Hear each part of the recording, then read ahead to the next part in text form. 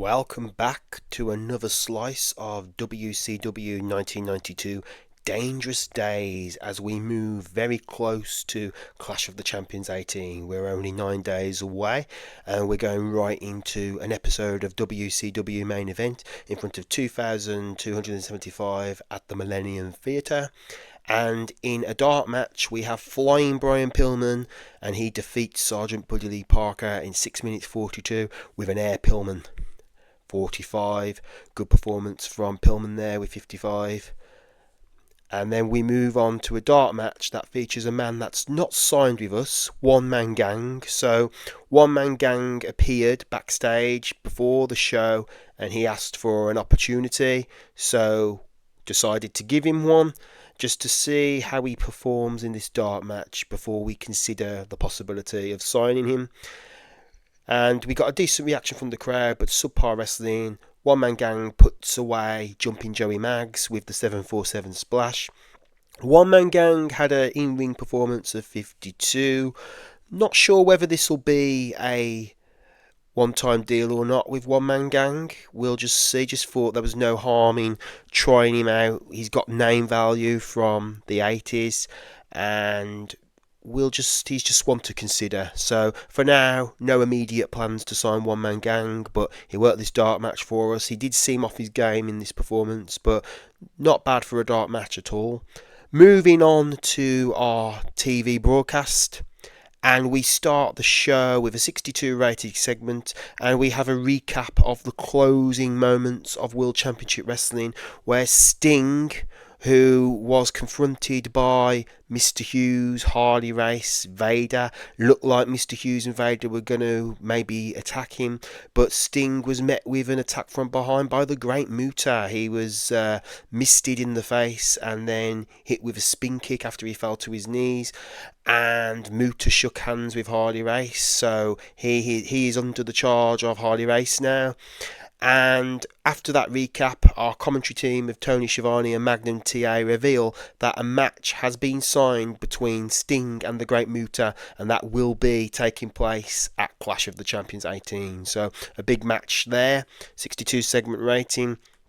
And we go into our first match of the evening as far as the TV portion goes. Cactus Jack defeats Arachnaman in 8 minutes 13 seconds. A decent match here.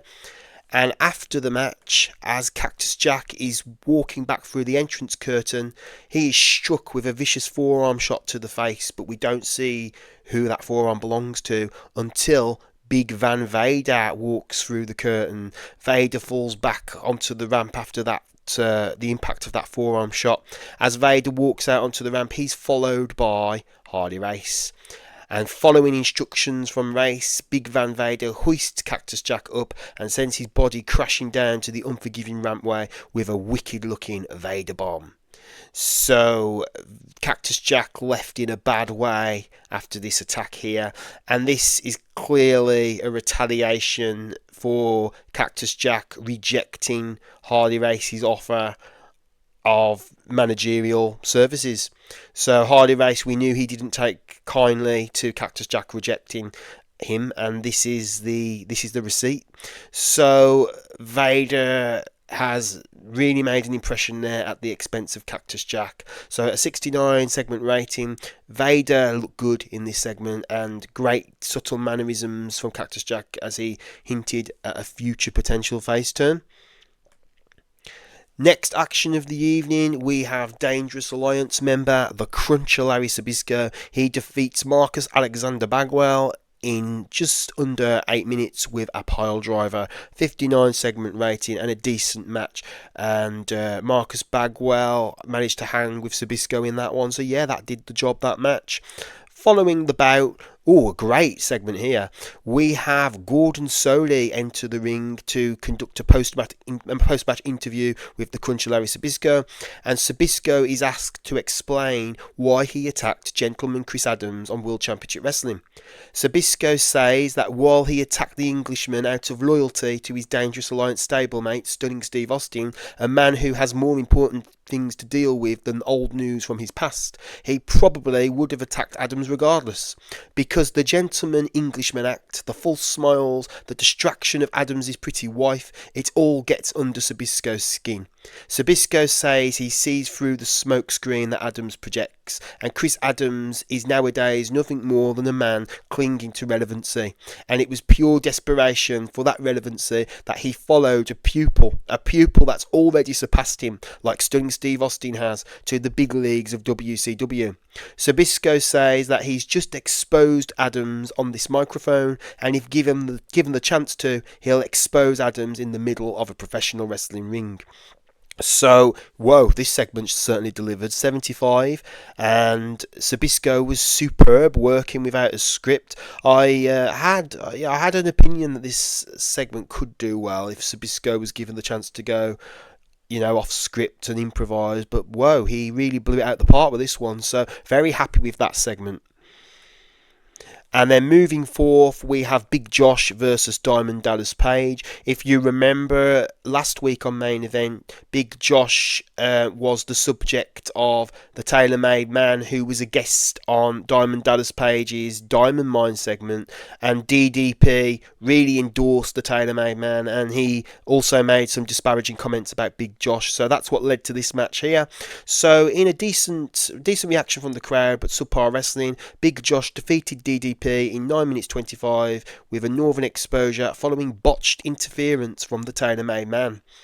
So this builds further on to Big Josh versus the Tailor-Made Man, which we will probably be having on our Clash of the Champions card. So 47 segment rating there, and decent enough performances out of both Big Josh and Diamond Dallas Page, with a 44 in-ring performance from Big Josh and a 45 from DDP. 37, not a very good segment here. It's announced that the Young Pistols will defend the United States Tag Team Championships against the Steiner Brothers at Clash of the Champions 18. And this is clearly a result of the Steiner Brothers, who came out to stop a post-match attack after the Young Pistols retained the titles against the WCW Patriots. So that was the setup for this match, and we've now got it confirmed for the Clash. And in a 44 segment rating, we have our last wrestling action of the evening, which I hoped for better with these two, to be honest. Decent reaction from the crowd, but terrible wrestling. Scott Steiner defeats Tracy Smothers in 9 minutes 39 after a disqualification that is intentional, when Smothers is joined by his Young Pistols teammate. And it's he and Steve Armstrong. They attempt to beat down on Scott Steiner. Fortunately for Scott, his brother Rick is close by. Rick rushes onto the scene and he saves his brother Scott from a 2-on-1 attack at the hands of the Young Pistols. So that got a 48 segment rating there. And in our closing segment of the show, Ravishing Rick Rude and Medusa have some pre-taped comments directed at Ricky Steamboat. Rude says that he thinks the Dragon is out of fire and nowadays he's just blowing smoke. The United States champion Rick Rude says that for all of Steamboat's recent talk of gaining gold, he's only going to be losing the gold he already has, because the World Tag Team Championships will be coming back to the Dangerous Alliance, and it'll be thanks to Beautiful Bobby and the Enforcer AA coming up at Clash of Champions 18. Medusa then gives some comments, saying that not only does her man Rick Rude think many moves ahead of the Dragon, but so does she, and she knows she's been getting under the Dragon's skin lately. Medusa says that whatever this surprise that the Dragon has been alluding to, and he's promised to deliver regarding her, she'll be ready for it. But in all honesty, Medusa doesn't think the Dragon has a hint of a clue how to handle a woman like her. So a 60 segment rating, another segment that I hoped would perform better. It looks like Medusa was the weak link in this segment, because Rick Rude clearly enjoyed having the freedom to go off script and he performed well, while unfortunately Medusa struggled without a script to follow, and even though this was a pre-tape segment, so yeah, got to bear that in mind there. And moving on to our final rating of the show, a 55. So it was what it was, this one. Not a terrible show by any means, but certainly not a great show. So that was Main Event. So it's finally happened. Lex Luger is 100% confirmed to be going. That's right, the total package. He has handed in his notice. He hasn't been happy with us for some time. And our WCW World Heavyweight Champion will no longer be with us after 30 days. So he's got 30 days remaining with us. And I have brought Super Brawl forward slightly, and you can probably guess the reasons why I've done that. So Super Brawl will now be taking place on the 9th of February, Sunday the 9th of February.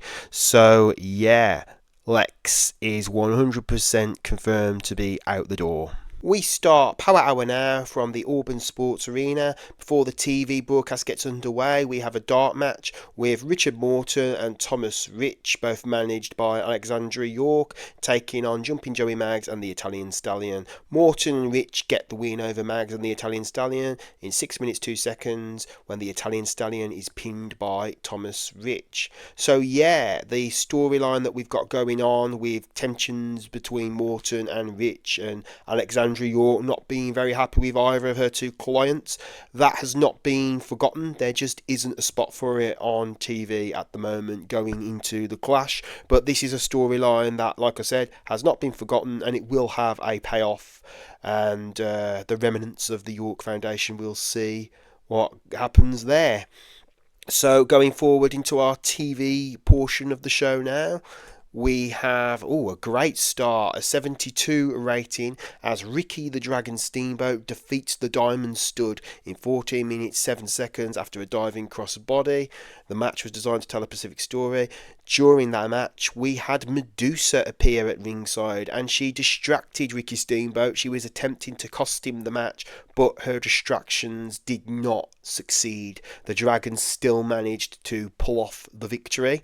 This match got the crowd hotter, got the show off to a strong start, and even though Ricky Steamboat was really off his game, he still delivered a 74 rating. I guess Ricky Steamboat at his worst is still better than many at their best. So yeah, good opening to the show, and we move forth immediately following the match. Ricky the Dragon Steamboat takes a microphone and he directs a message to Medusa, who is still stood at ringside. The Dragon says that he's a man of his word, and Medusa won't have to wait much longer for what he's got in store to deal with her, because all will be revealed when it comes to his surprise for Medusa this week on World Championship Wrestling. So Medusa puts on a brave face, but she looks a little bit concerned, just wondering what the Dragon has in mind for her. So that got a 55 segment rating, and I guess we'll find out on World Championship Wrestling what the Dragon has been alluding to these last number of weeks. 63 rating next for a match that had decent wrestling but little heat. We had Flying Brian Pillman defeat a guest from New Japan Pro Wrestling, Al Samurai, in 6 minutes 42 seconds via pinfall following the Air Pillman. And the match was designed to revolve around a great deal of high spots. Good performance from Brian Pillman. Al Samurai was serviceable. And yeah, we've got Al Samurai on a loan for a few appearances. I think we've got him for 4 appearances. Just see how he gets on here, because our light heavyweight division is an area that needs work.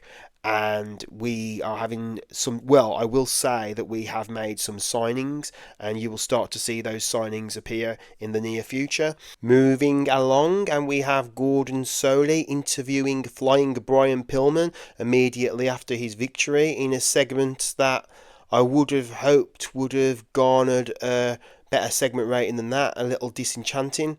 Flying Brian talks about getting his edge back and refinding his confidence, going back to the basics and street level training. Pillman introduces us to a friend of his, Scorpio, a man who he claims is just too cold when it comes to the extra mile he'll reach in training sessions and in between the ring ropes. Pillman says Scorpio has come to him for mentorship and advice on how to get here and make it to the WCW. But Scorpio has actually also helped Pillman as well. He's helped Pillman revisit himself, and rather than get down and dejected after losing the light heavyweight title to Jushin Liger at the end of 1991, he has now come to appreciate just how much he has and how he's already achieved great things just to get here to WCW and be a champion, and he's come too far just to get down on himself and throw it all the way. He's got to keep grinding, he's got to keep on shining. Pillman says that 1992 is going to be the year that the best ever version of himself will be found, and that's going to be the version that can be better than Jushin Thunder Liger from bell to bell in between the ropes on any given day. Pillman promises that the WCW World Heavyweight Championship is just borrowed property in the hands of Liger right now, and it'll soon be back around the waist it belongs to be at. So Brian Pillman, he was superb working without a script. He had the crowd in the palm of his hand the entire time. Too Cold Scorpio has debuted a fun babyface gimmick, and it got an initial rating of great. So yes, Too Cold Scorpio, he is a new signing of ours, making his debut here tonight, and somebody that I hope can be a big part of our light heavyweight division going forth. And I think putting him in a buddy duo with Brian Pillman is a decent way of introducing him, and it also gives a few little more elements to the Pillman Liger storyline, because the light heavyweight division is quite sparse at the moment. It definitely needs work. Bringing in guests like El Samurai, bringing in Scorpio, and I have made about, well, I'd say 3 or 4 signings, got them signed up. They will be debuting on future shows. So the light heavyweight division is getting some love, folks, trust me. Moving along, a 55 segment rating for an edition of the Ross Report, pre-taped. JR interviews the Fabulous Freebirds, and Hayes and Garvin both reveal why they recently attacked the Music Masters duo of PN News and Van Hammer. The Freebirds say that when it comes to the canvas wars and the musical chart battles, they are still what they've always been, the baddest band on the block. The Freebirds say that these supposed Music Masters are taking airtime and shine that should rightfully be upon them. Hayes says that PN News and Van Hammer are just going to be a scrap demo tape, while 1992 is the year that the Freebirds shoot back up to the top of the charts. So yeah, that helped the storyline gain heat with the Music Masters and the Freebirds. 55 segment rating, good stuff. And we go from good to chronically bad as PN News and Van Hammer beat George South and Sergeant Buddy Lee Parker in a match that was abysmal. 4 minutes 1 second, a mere 22 segment rating. Van Hammer was off his game. Sergeant Buddy Lee Parker was off his game. The match brought the crowd's mood down. Let's move along, yeah? And we go from that to something that is better. A match with great heat and decent wrestling. The Great Muta defeats Ron Simmons in 13 minutes 53 seconds via pinfall with a Shining Wizard. A move that in reality didn't exist yet, but we'll just forget that. And he got that win following interference from Mr. Hughes. And we have seen Mr. Hughes do a number on Ron Simmons once before, so this is becoming a pattern here, with Mr. Hughes being a thorn in the side of Ron Simmons. The match was designed so the wrestlers could go out and try and steal the show. So the Great Muta had an in-ring performance of 58, and Ron Simmons not far behind with 57. Muta foreshadowed a heel turn. We really need to set that he should be a heel already at this point. Ron Simmons seemed off his game. Harley Race did some great work at ringside for Muta. And then following the bout, as Mr. Hughes and the Great Muta are subjecting Ron Simmons to a 2-on-1 beatdown, the Stinger rushes down to ringside and he evens up the odds for Ron Simmons. Both Sting and Ron team up to engage in a back and forth 2-on-2 brawl with Mr. Hughes and the Great Muta, but we're out of time, folks, and as the two sides are brawling, the show comes to a close. Mr. Hughes performed poorly in this segment. Sting performed good. 66 segment rating and a 59 overall rating for our show. So yeah, I'll take that.